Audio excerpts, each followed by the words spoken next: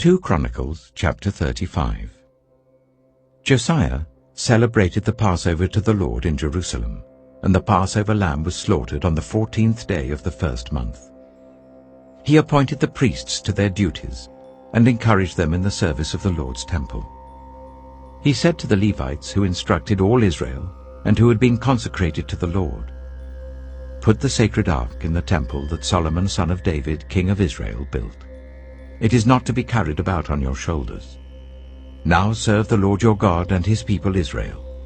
Prepare yourselves by families in your divisions, according to the instructions written by David, king of Israel, and by his son Solomon. Stand in the holy place with a group of Levites for each subdivision of the families of your fellow Israelites, the lay people. Slaughter the Passover lambs. Consecrate yourselves and prepare the lambs for your fellow Israelites, doing what the Lord commanded through Moses."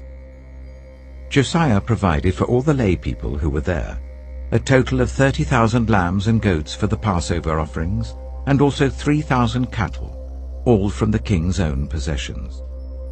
His officials also contributed voluntarily to the people and the priests and Levites. Hilkiah, Zechariah, and Jehiel, the officials in charge of God's temple, gave the priests 2,600 Passover offerings and 300 cattle. Also, Conaniah, along with Shemaiah and Nathanael his brothers, and Hashabiah, Jeiel, and Jozabad, the leaders of the Levites, provided 5,000 Passover offerings and 500 head of cattle for the Levites. The service was arranged, and the priests stood in their places with the Levites in their divisions as the king had ordered.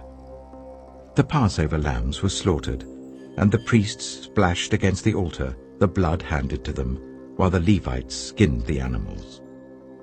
They set aside the burnt offerings to give them to the subdivisions of the families of the people to offer to the Lord, as it is written in the book of Moses.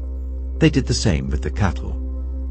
They roasted the Passover animals over the fire as prescribed, and boiled the holy offerings in pots, cauldrons, and pans, and served them quickly to all the people. After this, they made preparations for themselves and for the priests, because the priests, the descendants of Aaron, were sacrificing the burnt offerings and the fat portions until nightfall. So the Levites made preparations for themselves and for the Aaronic priests.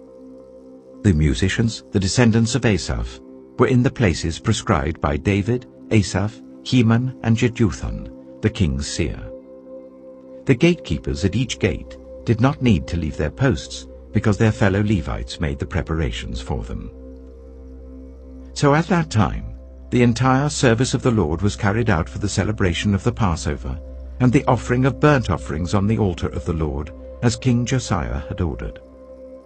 The Israelites who were present celebrated the Passover at that time, and observed the festival of unleavened bread for 7 days. The Passover had not been observed like this in Israel since the days of the prophet Samuel, and none of the kings of Israel had ever celebrated such a Passover as did Josiah, with the priests, the Levites, and all Judah and Israel who were there with the people of Jerusalem. This Passover was celebrated in the 18th year of Josiah's reign. After all this, when Josiah had set the temple in order, Necho, king of Egypt, went up to fight at Carchemish on the Euphrates, and Josiah marched out to meet him in battle.